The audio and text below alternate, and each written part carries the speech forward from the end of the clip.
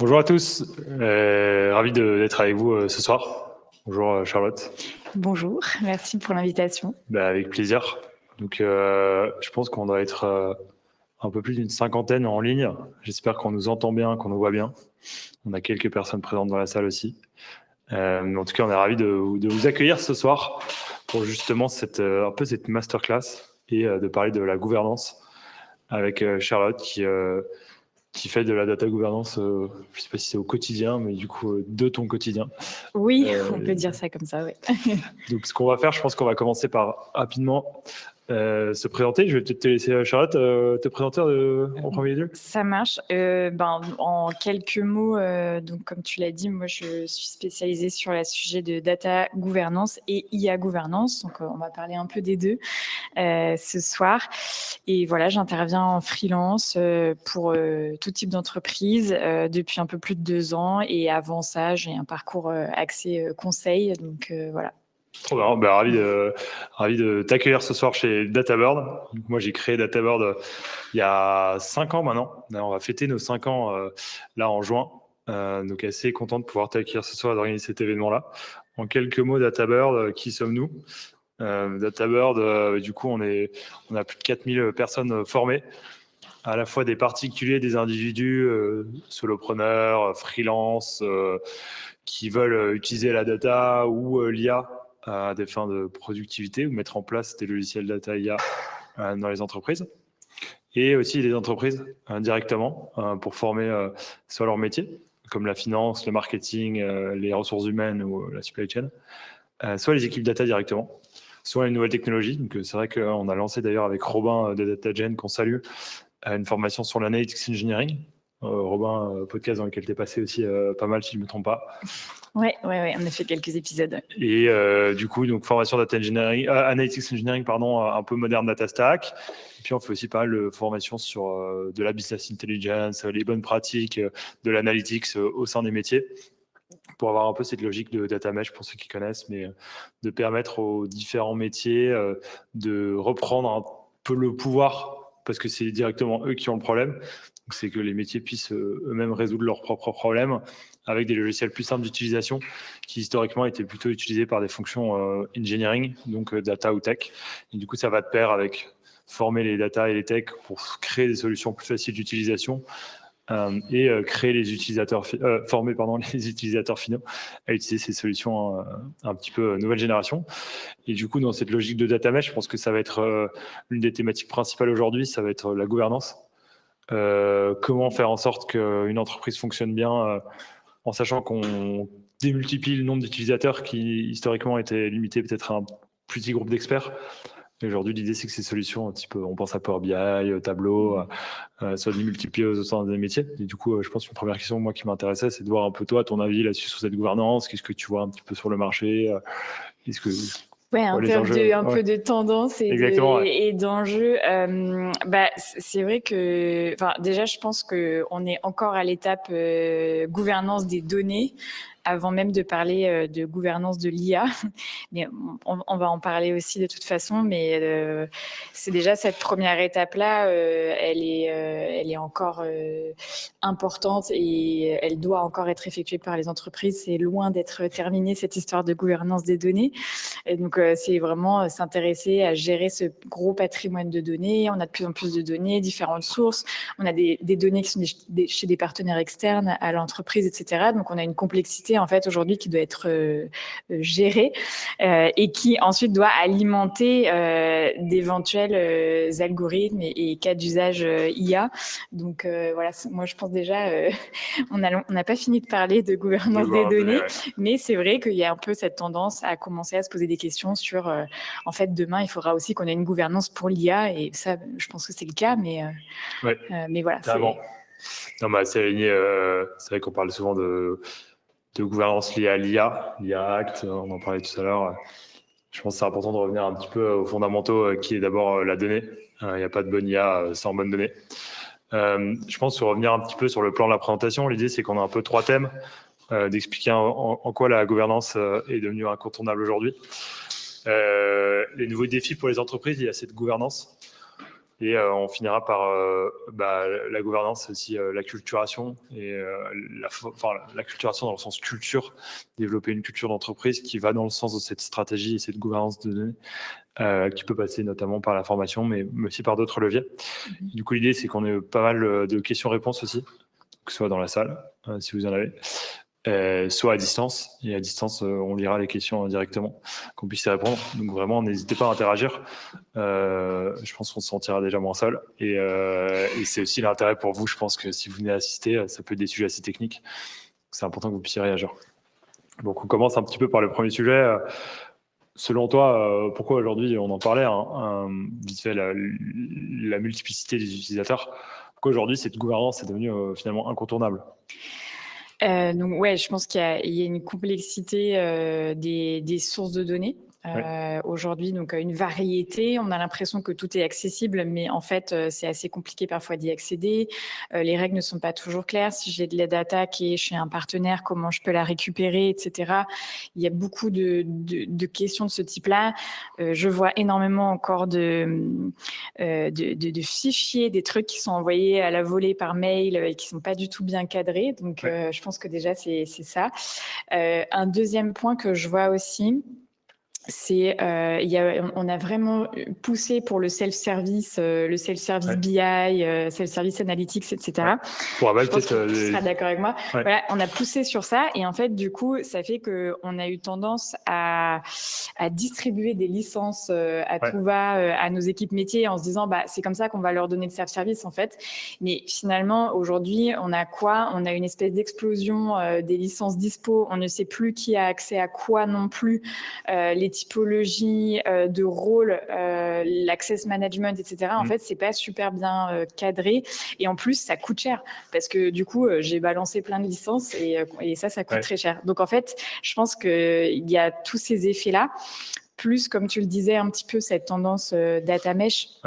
Je pense qu'il fait que on a quand même envie, effectivement, d'avoir le métier qui va reprendre la main sur les données, etc. Ce qui est bien. Mais dans quel cadre, avec quelle gouvernance, c'est ça la question. Et donc, je pense que tous ces éléments font que le sujet de la gouvernance est incontournable. Juste une question donnée par gouvernance. Exactement, je pense que ça. Hiérarchisation des données, structuration, modélisation. Je pense que c'était un peu une question aussi que j'avais pour toi, et c'est une très bonne question de la salle. C'est peut-être revenons un peu au BABA, c'est quoi la définition de la en fait, de quoi on parle depuis tout à l'heure. Alors, donc, si on reprend effectivement la gouvernance des données, l'idée derrière, on parle de gestion des données de l'entreprise. Donc, c'est gérer les données, c'est-à-dire donner un cadre pour comment j'accède à la donnée, comment je les utilise, quelles sont les procédures de rétention, d'archivage de mes données, comment je mets en place une bonne qualité de la donnée. En fait, c'est vraiment tous ces sujets qui gravitent autour de la bonne gestion de la donnée pour, en face, répondre à des usages métiers. Voilà. Donc, en gros, typiquement, tu vas avoir de la donnée qui va, par exemple, issue de tes ventes. Et l'idée, c'est que tu puisses bien la récolter dans un CRM notamment. Et ensuite, que tu puisses savoir, en fait, comment tu t'assures que ces données soient de qualité, qui a accès à quoi, quel métier va être responsable de quelle qualité de données, s'il y a de la saisie manuelle. C'est un peu toutes les règles, c'est pour ça qu'on parle de gouvernance, qui vont être liées aussi à cette donnée-là, pour t'assurer que quand tu vas permettre aux utilisateurs métiers de faire leurs analyses, on parlait tout à l'heure de data mesh, pas que ça, mais parlant d'utilisateurs métiers, les analyses qui sont faites soient pertinentes. Enfin, pas pertinentes dans le sens, ça a du sens pour le métier, mais pertinentes dans le sens où la donnée est suffisamment de bonne qualité, que c'est la bonne personne qui l'a fait, que tu t'assures que la donnée du département A, elle soit disponible pour le département B, que tu crées aussi des porosités entre tes data domaines. C'est une valeur entre la source brute qu'on reçoit de manière Excel, etc. Jusqu'à la visualisation et l'utilisation par l'équipe marketing ou d'autres départements, c'est ça. Et entre-temps, il y a un nettoyage, il y a une restructuration, il y a des accès à mettre en place et des process à améliorer à chaque fois pour améliorer la donnée. C'est ça. Exactement. Oui, il y a aussi effectivement, en fait, toute la définition en fait de ce cadre, comme tu as dit, que ce soit des rôles, des process, comme tu l'as mentionné, les policies, en fait, donc les règles, en fait, tous ces éléments-là constituent le cadre de gouvernance des données. Et c'est ça qu'on cherche à définir dans un premier temps, et ensuite à améliorer quand on a, comme on disait, peut-être des complexités qui arrivent, j'ai des nouvelles sources de données, qu'est-ce que je fais ? J'ai peut-être des utilisateurs métiers qui n'existaient pas avant, qui doivent avoir accès d'une certaine manière. J'ai peut-être aussi une nouvelle complexité parce que maintenant j'ai collecté de la donnée personnelle. Qu'est-ce que je fais de cette donnée-là ? Quelles sont les règles que je dois établir ? Est-ce que j'ai recueilli mon consentement, etc. Donc en fait, c'est tous ces éléments-là qui constituent le cadre de gouvernance. Et un cadre de gouvernance, c'est un cadre qui évolue dans le temps. C'est pas un truc qu'on définit une fois et c'est fini. Enfin, malheureusement, sinon j'aurais plus de boulot.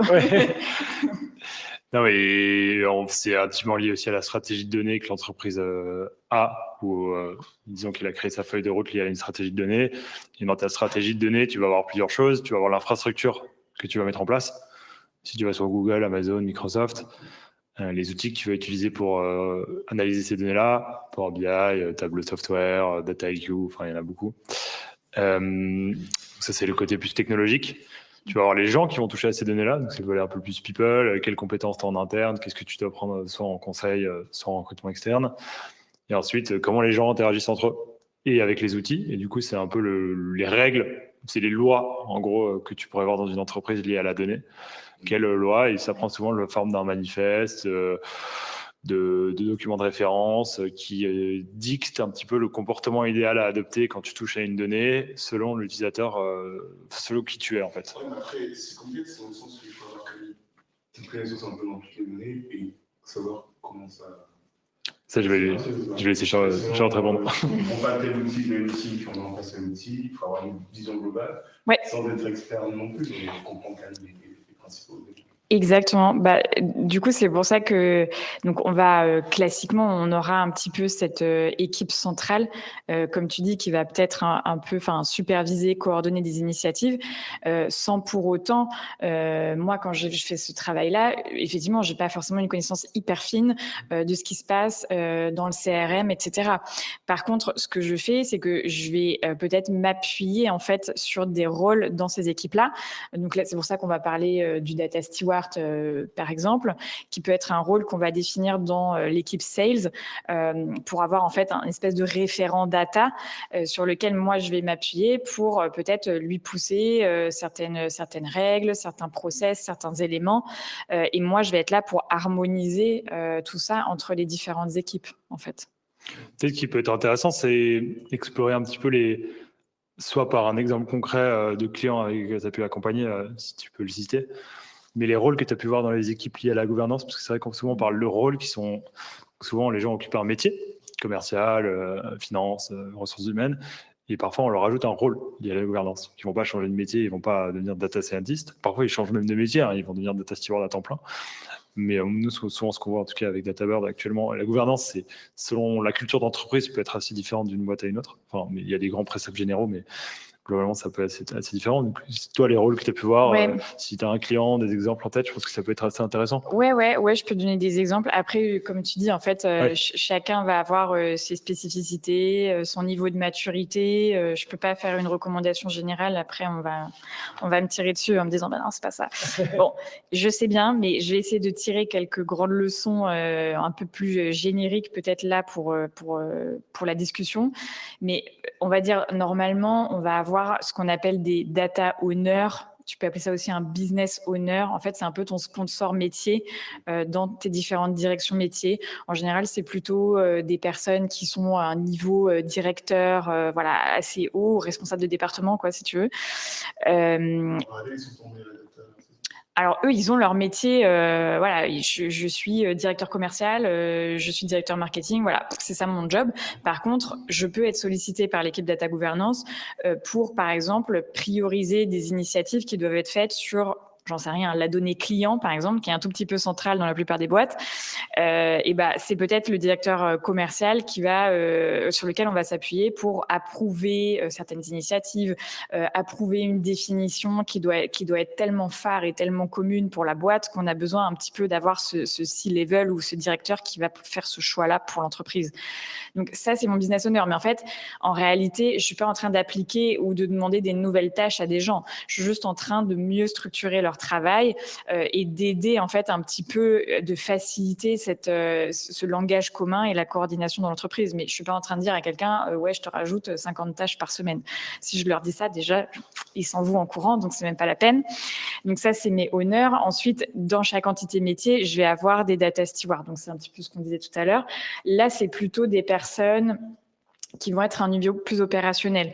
Là, je suis en train d'avoir des discussions chez un de mes clients. J'ai des contrôleurs de gestion qui sont des data stewards, en fait. Bon, un contrôleur de gestion, c'est très bien, mais quand je lui parle de data mesh, de machin, il comprend rien. Ouais. Donc, en fait, c'est pas de ça que je dois lui parler. Moi, ce que je veux que lui, il me dise, c'est en fait, OK, t'as 10 indicateurs sur ton périmètre. Tes indicateurs, c'est le chiffre d'affaires, la marge brute, voilà. Comment tu calcules ces indicateurs-là? Parce que nous, derrière, on a envie que ces indicateurs-là, ils soient uniformisés à l'échelle de la boîte. J'ai pas envie de me retrouver, et c'est le cas, sans déconner, dans quasiment toutes les boîtes, j'espère pas chez vous, avec 3 tableaux de bord, j'ai 3 chiffres d'affaires qui sont différents. Bon, je pense qu'on a un petit peu un problème, quoi. Voilà, ça, c'est le problème typique en DataGouv.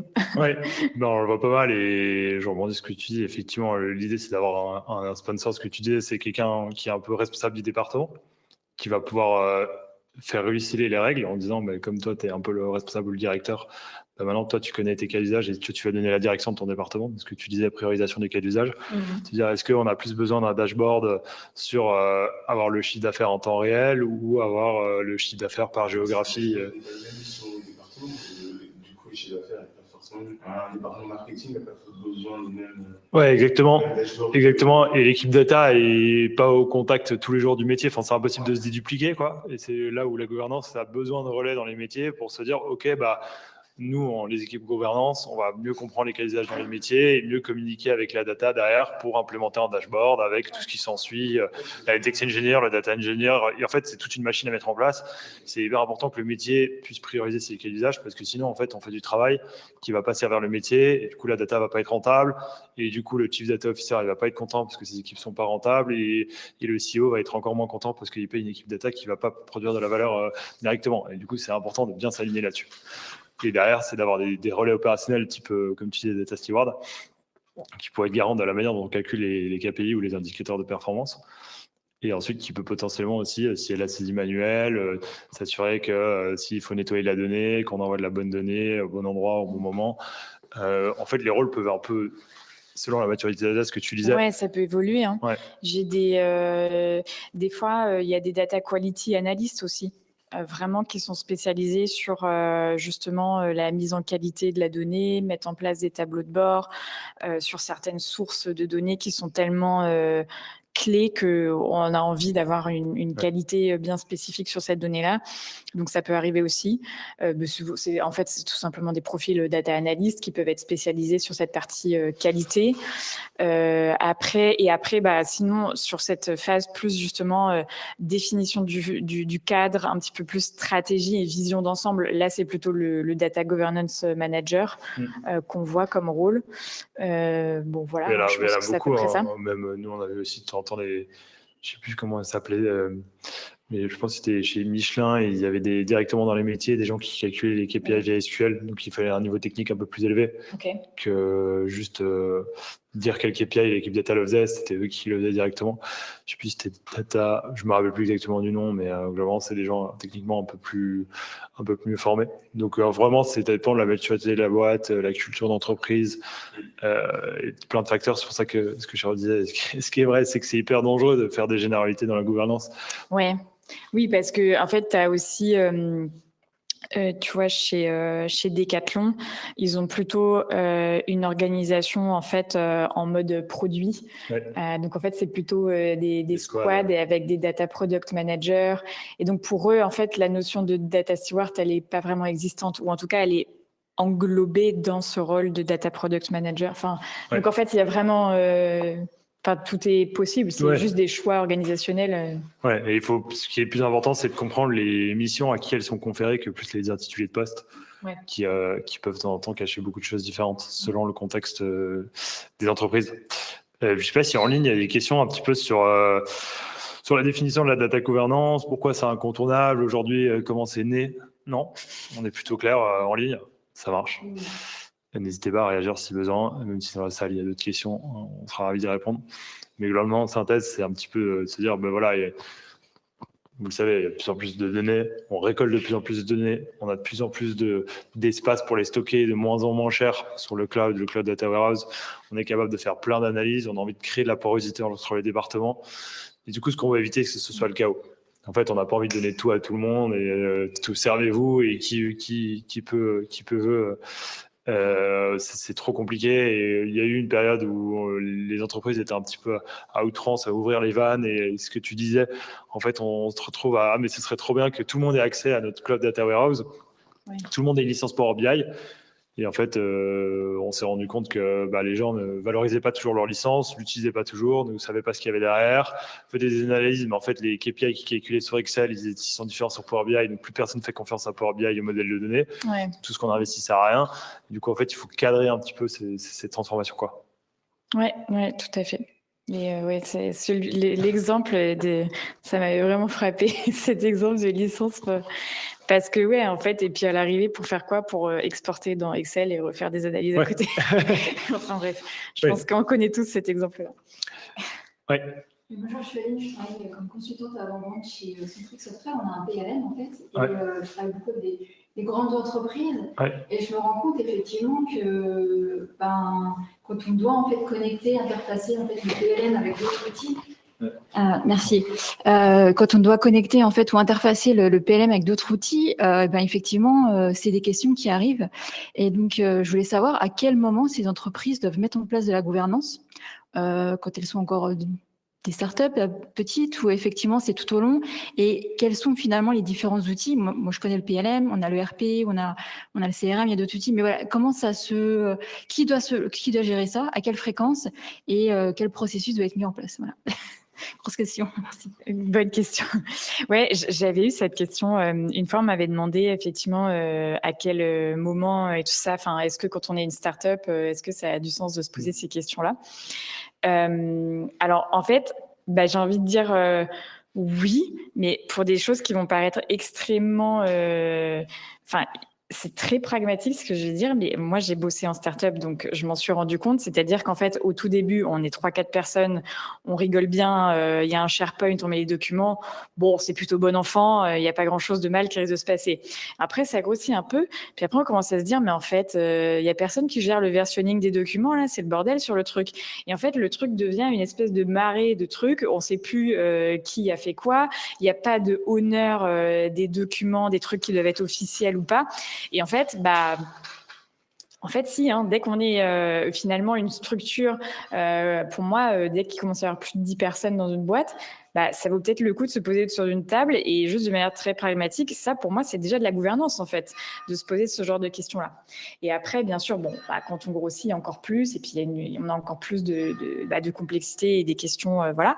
Et après, qui doit s'en occuper? En fait, il y a un moment donné où, justement, quand on grossit et qu'on est amené à avoir déjà des premières personnes qui ont la casquette data, c'est plutôt à elles de prendre ces sujets-là. En fait, classiquement, le CDO porte aussi la partie data gouvernance. Ça arrive qu'on ait un CDO et un head of data gouvernance, mais bon, c'est des très grosses entreprises qui ont aussi les budgets, mais classiquement, on est plutôt sur un CDO. Voilà. Et puis, il y a aussi, de toute façon, maintenant, toutes les entreprises ont un DPO, le Data Protection Officer avec le RGPD. Donc, déjà aussi, il y a ce référent-là qui, lui, a tout intérêt à ce qu'il y ait à ce qu'il y ait des process plus clairs de gouvernance qui soient mis en place, parce que lui, il a très envie qu'on fasse super attention à minima à tout ce qui est données sensibles, quoi. Mais donc tout ça se fait petit à petit, en fait, quand l'entreprise grossit, je dirais. Oui, l'idée, c'est de commencer assez tôt. Après, ce qui est vrai, c'est que vu que c'est une transformation, il y a un peu des ruptures technologiques qui sont arrivées dans les 10-15 dernières années. En fait, c'est aussi les ressources que l'entreprise est prête à mettre en fonction de la valeur qu'elle voit sur des cas d'usage data et IA, en fonction du COMEX, à quel point ils ont envie d'investir dans cette direction-là, et à quel point ils pensent que sur le futur, c'est des leviers soit de productivité, de création de valeur. Et du coup, ça va être, je pense que, dans ta question, on avait un petit peu à quel moment les entreprises doivent. Moi, je pense que c'est, après, corrige-moi si tu n'es pas d'accord avec moi, mais c'est vraiment aussi une volonté du top management de dire, OK, maintenant on y va, on doit vraiment structurer nos données, on a un vrai problème de qualité de données, on a envie de passer la seconde en embauchant des ingénieurs, mais en fait, on voit que toutes les données qu'on récolte, elles sont pas de bonne qualité, les gens les utilisent pas bien, il faut qu'on structure, et du coup, c'est là où tu disais, là, c'est ton rôle de CDO qui arrive pour structurer, en fait, dans sa feuille de route, directement, il va écrire les règles de bonne pratique et d'utilisation de la donnée. Oui. Non, mais c'est ça, parce que c'est comme tu dis, en fait, il faut qu'il y ait des drivers, quoi. Parce que c'est facile de...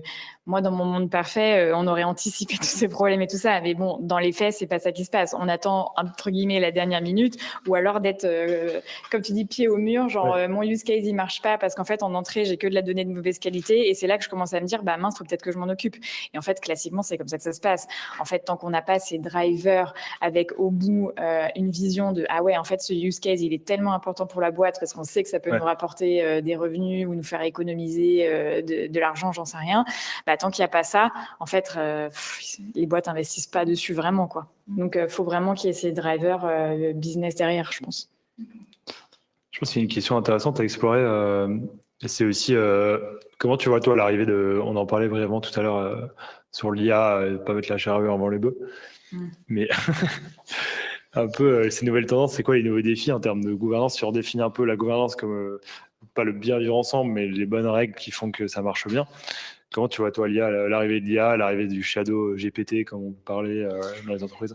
Ouais, ça, c'est un vrai truc. Il y a une espèce de tendance, je serais hyper curieuse, on aurait dû faire un sondage, genre, qui utilise ChatGPT au travail? Tout le monde lève la main. Mais qui l'utilise dans un cadre bien défini par son entreprise? A priori, personne. Quasiment personne. Sauf les entreprises très matures. Voilà, qui en fait ont commencé à se poser ces questions-là en fait, il faut pas, on va pas brider l'utilisation. C'est pas dans notre intérêt. Par contre, cadrer l'usage, ça oui, ça devient important.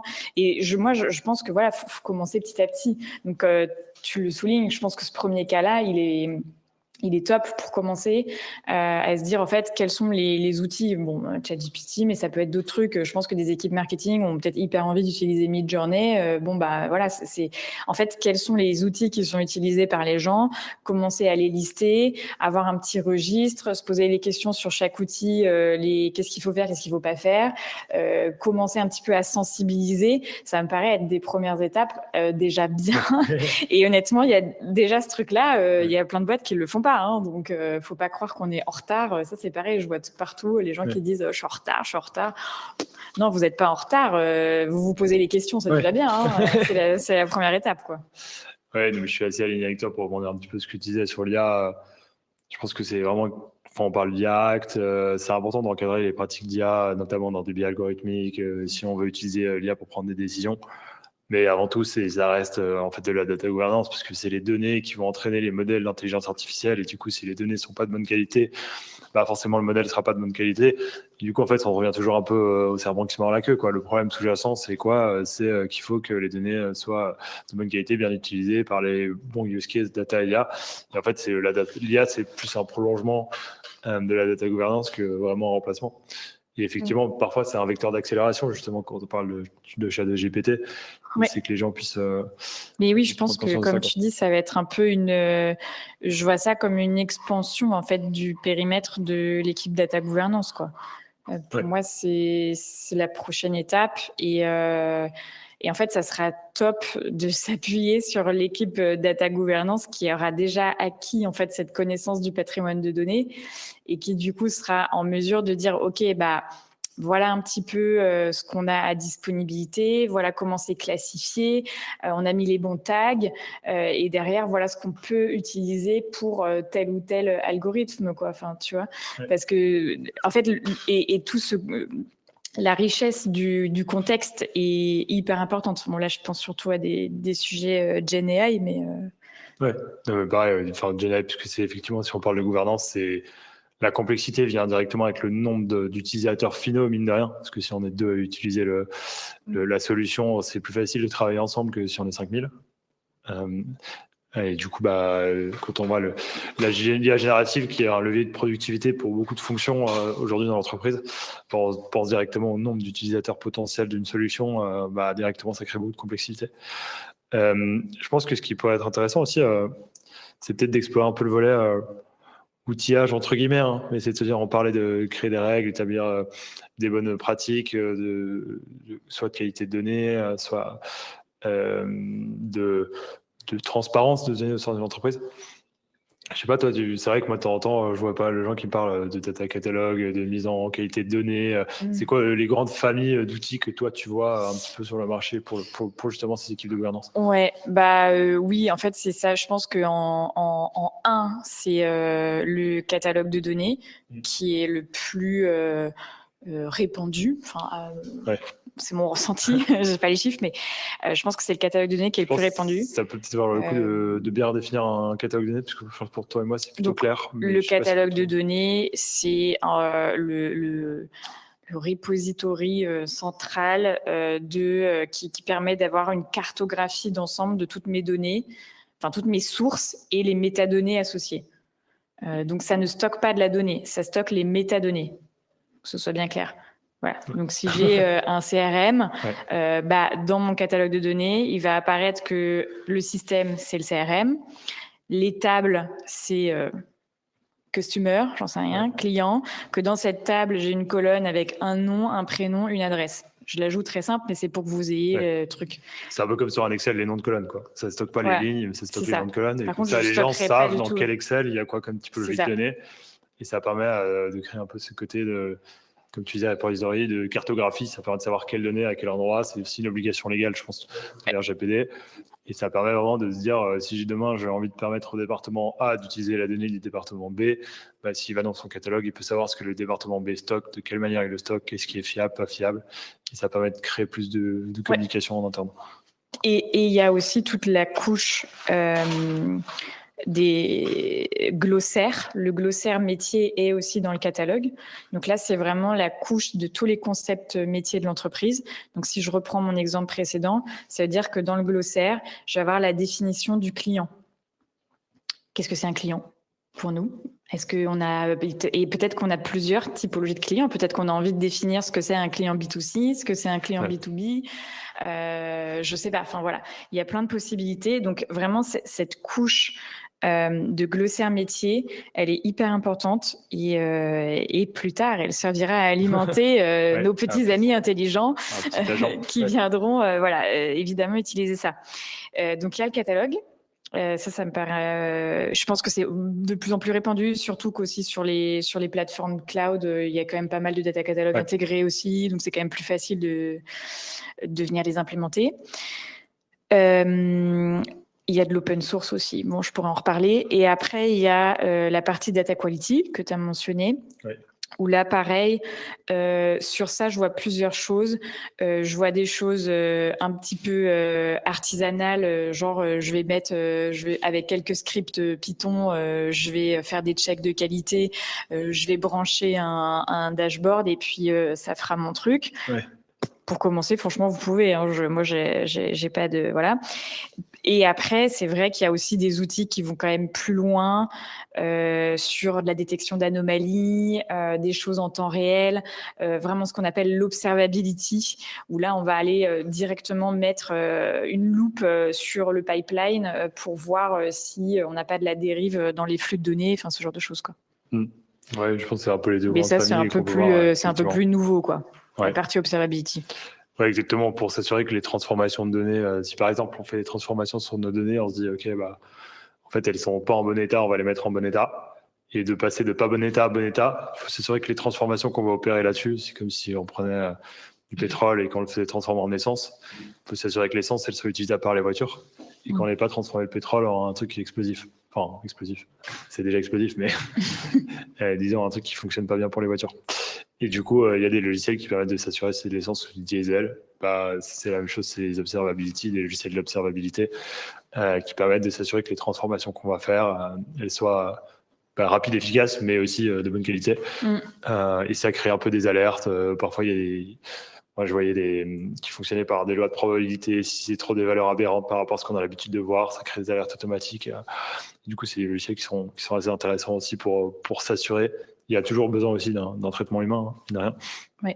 Mais de s'assurer qu'on est capable de les repérer si l'humain ne l'a pas vu ou si on veut faire gagner du temps à l'humain, quoi. Je pense une dernière thématique. Je ne sais pas s'il y a des questions en ligne. J'imagine que si on ne nous interrompt pas, c'est plutôt clair. La gouvernance, c'est un peu notre troisième thème, c'est former et acculturer. Culturer au sens créer une culture. Comment tu t'assures que les gens, finalement, quand tu nommes un data product owner ou un business owner, tu nommes un data steward, ou pas toi directement, mais dans tes recommandations, tu t'assures que la personne, elle prenne bien son rôle à cœur, que les autres de l'entreprise comprennent bien son rôle. C'est quoi, selon toi, les différents mécanismes que tu pourrais avoir pour tout ce volet-là? Ouais, c'est en fait, moi je dis toujours que la gouvernance des données, c'est 80% de communication et change management. Ouais. Et je crois pas me tromper en disant ça. Donc oui, en fait, déjà, je pense qu'il y a une vraie phase d'explication, sensibilisation au sujet, et je la démarre toujours en haut. Donc je prends mes top exécutives et je les colle et je leur explique que en fait s'ils n'ont pas de la bonne donnée, ils vont jamais y arriver. Ouais. Quand je fais ça, en fait, ce qui est trop bien, c'est que bon, il y a toujours, oui, vous pourrez être confronté à un petit peu de réticence ou des gens sceptiques, ça arrive toujours, mais bon, vous aurez forcément à l'inverse des gens hyper ambassadeurs et hyper sensibilisés à ça, parce que eux, ils ont été plus innovants que les autres départements pour X raisons, et ils ont déjà été confrontés au problème, et donc ils vont vous soutenir à fond. Donc c'est comme ça qu'on identifie ses sponsors. Donc ça, c'est le premier truc, déjà, cette couche-là. Après, il y a une fois qu'on a ça, qu'on arrive un petit peu, comme tu disais, à avoir cet embarquement en fait du top management. L'étape d'après, c'est de rendre les choses plus opérationnelles. Et rendre les choses plus opérationnelles, ça veut dire, oui, il faut alors ensuite avoir cette couche de business owner que, franchement, moi, je vais les voir un par un. Ça prend du temps, mais ça vaut vraiment le coup. Parce qu'en fait, quand vous allez voir la personne en one-to-one, elle va se livrer à vous, on crée un petit lien de confiance, elle va vous donner ses pain points. Parfait dans ma besace, ça, parce que je vais bien m'en resservir après. Et une fois que j'ai ça, en fait, ensuite, c'est eux, une fois qu'ils sont un petit peu ralliés à cette cause-là, je peux leur demander d'assigner dans leurs équipes des data stewards.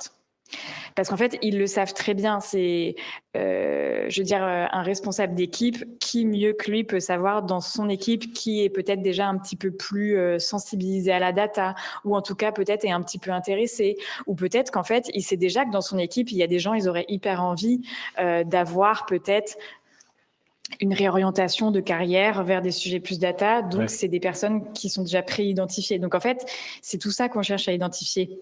Et une fois qu'on a ça, ensuite, moi, j'aime bien aussi quand même avoir rapidement des discussions avec l'équipe RH, parce qu'on peut être amené à devoir trouver, comme on disait, en fait, comme je disais, des rechangements par rapport à la carrière, etc. Mettre en place des objectifs, des incentives, je peux pas le faire toute seule en fait. Ça doit être fait à l'échelle de la boîte, quoi. Et peut-être que je pense que ce qui peut être intéressant, c'est Data Steward, tu as des exemples un petit peu d'un quotidien, enfin pas quotidien au jour le jour, mais à la semaine ou au mois, des tâches qu'il peut faire. Tu parlais un petit peu du bon calcul de différents KPI pour t'assurer qu'ils soient bien, mais qu'est-ce qu'il va faire en plus de son travail au quotidien, quoi? Ouais, ça c'est ma première étape. C'est un petit peu la définition des indicateurs ou des concepts métiers qui sont dans le périmètre de cette personne-là. Ça c'est l'étape du début. Ensuite, il va falloir que je lui présente un tout petit peu, sans trop le faire peur, peut-être un data catalogue pour lui dire, voilà, en fait, le catalogue va refléter les concepts métiers, les indicateurs qu'on a définis ensemble, ils vont être ici. C'est lui qui va être assigné en tant que steward. Donc, potentiellement, il pourrait recevoir des demandes de modification venant d'autres départements qui vont lui dire « Attends, je ne comprends pas ta définition. » Donc, il faut quand même un tout petit peu que je l'amène vers l'outillage parce que peut-être qu'il va recevoir des tâches, voilà, des demandes, etc. Donc, il peut y avoir ça.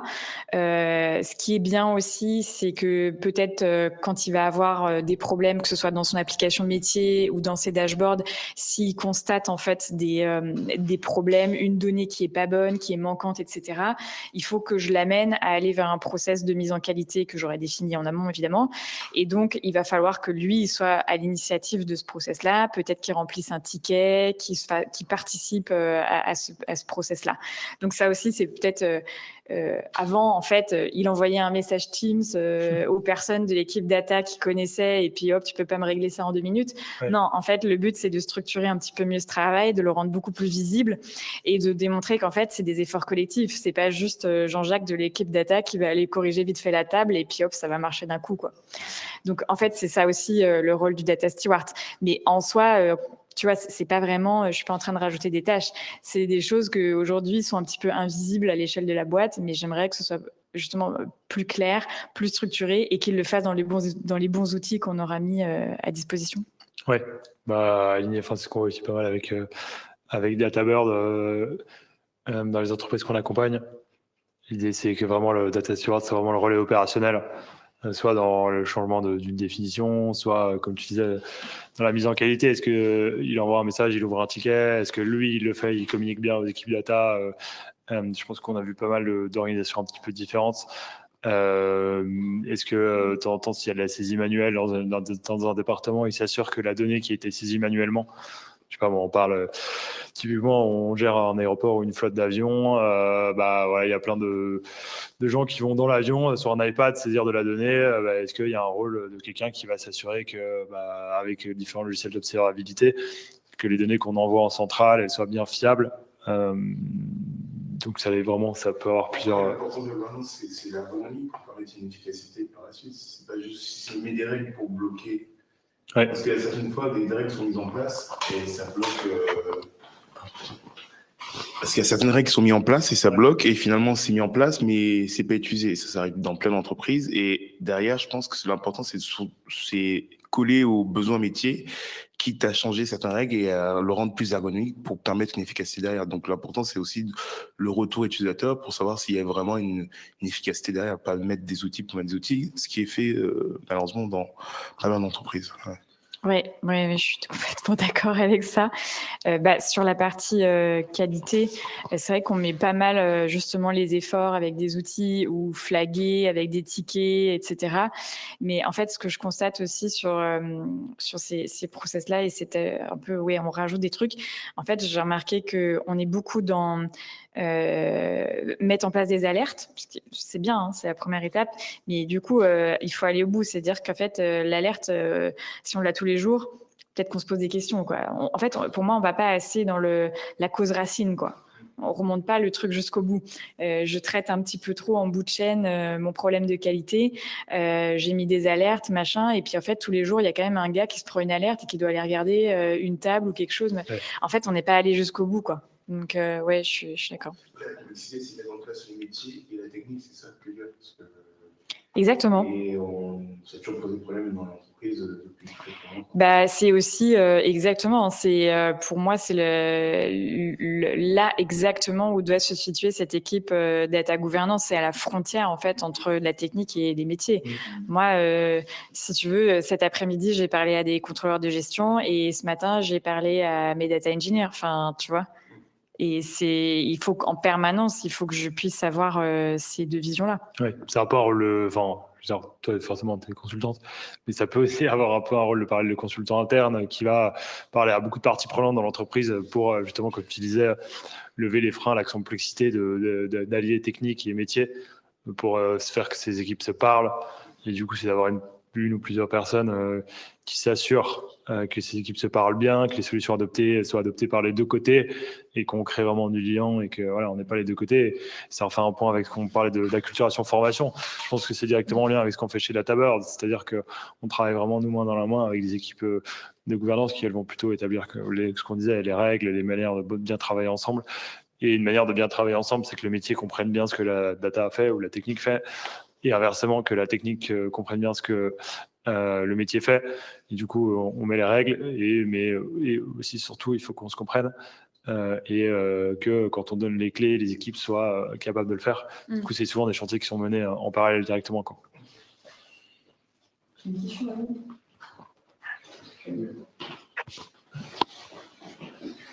Merci beaucoup. Alors, c'est une question de Christophe. Vous parliez d'outils. Lui, il a déjà fait un projet de gouvernance de données. Il utilise Knim. Je ne sais pas si vous connaissez. Knim. Voilà, exactement. Et en fait, il veut savoir ce que vous pensez de cet outil, si vous l'avez déjà utilisé, si vous le connaissez. C'est raté pour moi. Je ne saurais pas répondre à cette question. Bah, du coup, Alex, si tu connais, ou alors dans ce cas-là, quel autre outil tu conseilles?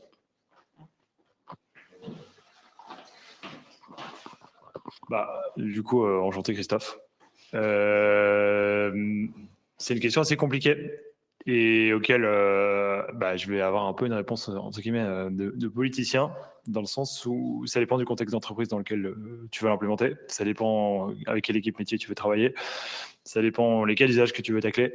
Franchement, je peux pas dire c'est un très bon outil. Oui, c'est un très bon outil pour des cas d'usage selon le contexte dans lequel tu interagis. Et inversement, je pourrais dire c'est un outil qui sert un bazooka pour tuer une mouche. Là, ça sert à rien. Il faut un truc beaucoup plus simple qui est un script Python ou un Excel qui référencie le nom de tes colonnes. Et il n'y a pas besoin de beaucoup plus. Moi, je pense que c'est un bon outil open source. Il faut mettre du temps pour l'implémenter. Donc, je pense qu'il faut quand même une certaine taille critique pour l'utiliser.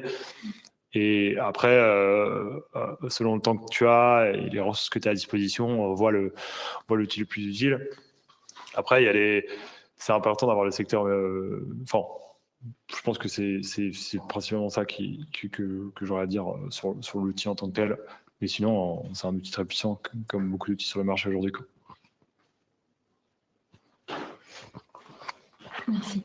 Je me demandais s'il y avait des données qui étaient plus clean, qu'on regardait vraiment comme le chiffre d'affaires, le coût, etc. Et d'autres potentiellement qu'on laisse un peu derrière, qu'on priorise un peu moins, peut-être dernièrement la sustainabilité. Et tu parlais de driver tout à l'heure, peut-être qu'effectivement la nouvelle réglementation avec la mise en place du rapport CSRD, peut-être avait fait changer les choses, si tu avais vu des changements là-dedans et si effectivement les entreprises mettaient des choses en place par rapport à ça, par rapport à ces données. Merci. Ouais, très bon point. Oui, alors oui, de toute façon, ce qui est priorisé classiquement quand on parle du patrimoine déjà en interne, c'est vraiment ce qui est identifié comme master data. Si ce concept un peu vous parle, les données, on va dire, clés de l'entreprise. Donc, la master data, classiquement, c'est quoi? C'est de la donnée client, la donnée produit, mes suppliers, etc. Donc, ça, c'est normal. Après, oui, bien sûr, du coup, je suis d'accord avec toi. Là, j'ai vu petit à petit cette réglementation CSRD qui a poussé, en tout cas, à s'occuper, oui, ou en tout cas réussir à calculer des choses qu'on n'avait pas besoin de calculer avant. Et en fait, on se rend compte que si on veut calculer correctement combien on émet de CO2, en fait, il faut qu'on récupère de la donnée de beaucoup d'endroits. Et donc, oui, là, il y a des trucs assez marrants et il y a des personnes côté data gouvernance qui sont focus, en fait, juste pour... en fait, si je veux pouvoir construire le rapport CSRD, j'ai un chantier énorme de collecte de données et de nettoyage, mise en qualité. Sinon, je ne vais jamais réussir à faire le rapport. Donc, ouais, complètement. Plutôt dans le bon sens, donc. Oui, c'est parce que oui, voilà, au moins on s'intéresse au fait de récupérer ces données-là et donc on va peut-être les stocker, en tirer des leçons. Et il y aura sûrement des cas d'usage qui seront associés à ça. Ouais. Est-ce qu'il y a d'autres questions? Je pense que sinon on n'a pas fait le tour de la. Enfin, pas le tour de la question, on pourrait en parler très longtemps, notamment sur le nombre de cas d'usage qu'on a, le nombre d'entreprises. Mais en tout cas, on a abordé pas mal la gouvernance, les tendances liées à l'IA, les outils qu'on peut utiliser, la formation de la culturation qui est liée aussi à un chantier connexe à la gouvernance, qui n'a pas tendance pour moi à le remplacer, mais plutôt à le compléter. Du coup, je ne sais pas s'il y a d'autres questions. Je vais peut-être passer le micro. Merci. J'ai une dernière question en ligne qui est plus sur le rôle des équipes et notamment de l'équipe informatique par rapport à tous ces sujets de gouvernance. Ouh, la question qui fait grincer des dents pour finir, elle est bien celle-là. Alors j'ai fait un post LinkedIn il n'y a pas longtemps où j'ai fait un tableau en fait. J'ai mis data governance versus IT governance. Si vous voulez aller voir, j'ai eu énormément de réactions et de commentaires. Donc, c'est vraiment, c'est le point de friction. Genre, ça tend les gens. Enfin, ça tend les gens côté IT, il faut croire. Bon, après, c'est aussi, moi, je faisais ça juste pour clarifier parce que c'est vrai que je pense que les scopes sont pas toujours clairs. Franchement, en fait, normalement, on doit travailler main dans la main, en bonne intelligence. Moi, je dis toujours que la data gouvernance, elle vient soulager une partie de la surcharge de l'IT. Parce que tous ces sujets dont on parle depuis tout à l'heure, de formation, d'acculturation, amener le métier à peut-être utiliser un petit peu mieux ces données, s'en inquiéter de la mise en qualité. Je suis désolée, mais pour moi, tout ça, ça rend grandement service à l'IT. Ouais, donc, ils devraient nous adorer, mais je ne sais pas pourquoi. Je pense qu'ils nous aiment pas trop. Mais donc, j'ai essayé un petit peu de reclarifier. Mais donc, du coup, pour moi, eux, ils sont vraiment plutôt focus sur la gestion des systèmes applicatifs, de la maintenance, de la gestion de capacité, de ressources, des choix d'investissement pour l'entreprise, l'infra, évidemment. Et tout ça, on s'en occupe pas du tout côté data gouvernance. Donc, on est quand même sur des périmètres assez différents. Par contre, c'est vrai que quand on veut mettre en place des choses, de l'alerting, peut-être améliorer les sources de données pour, j'en sais rien, faire de la saisie automatique, faire de la vérification sur des champs parce qu'on se rend compte que les gens, ils peuvent rentrer n'importe quoi et derrière, on se récupère de la donnée pourrie. On a besoin de l'IT. Donc, voilà, moi, je vous invite à vraiment les caresser dans le sens du poil. En vrai, ils sont sympas, mais bon, c'est vrai que des fois, il faut un peu... C'est important, c'est ce qu'on disait, la data gouvernance, c'est l'interfaçage entre le métier et la technique. Et je pense que c'est important de bien le voir comme ça aussi, et de se dire que c'est pas un conflit entre guillemets, mais c'est plutôt la même chose. C'est comme toute entreprise, les gens collaborent ensemble et l'idée c'est de pouvoir bien collaborer en sachant que la gouvernance ça peut toucher beaucoup de départements. Donc c'est vrai que ça peut être un peu un centre névralgique. Et l'idée c'est d'arriver à aligner les intérêts de tout le monde, même si c'est pas toujours facile, mais du moins aligner les intérêts de l'entreprise en priorité et de la réglementation. Si il y a toujours de la réglementation qui doit être appliquée. Ouais. Donc c'est important de pouvoir allier les deux. Eh bien, écoutez, merci beaucoup. Merci Charlotte d'être venue. Merci beaucoup. Il y a encore beaucoup de réactions, mais je pense qu'on va doucement terminer. Ouais. Merci d'être venu. Merci à ceux dans la salle. Et à ceux qui nous ont suivis en ligne. Je sais qu'ils étaient assez nombreux tout à l'heure. On m'a parlé de pas mal de personnes. Donc, plaisir de... Nous, on ne vous a pas vu. Vous nous avez vus. Ouais. On vous salue. Et si vous voulez continuer la discussion, n'hésitez pas à nous écrire. Merci. Bonne soirée. Merci.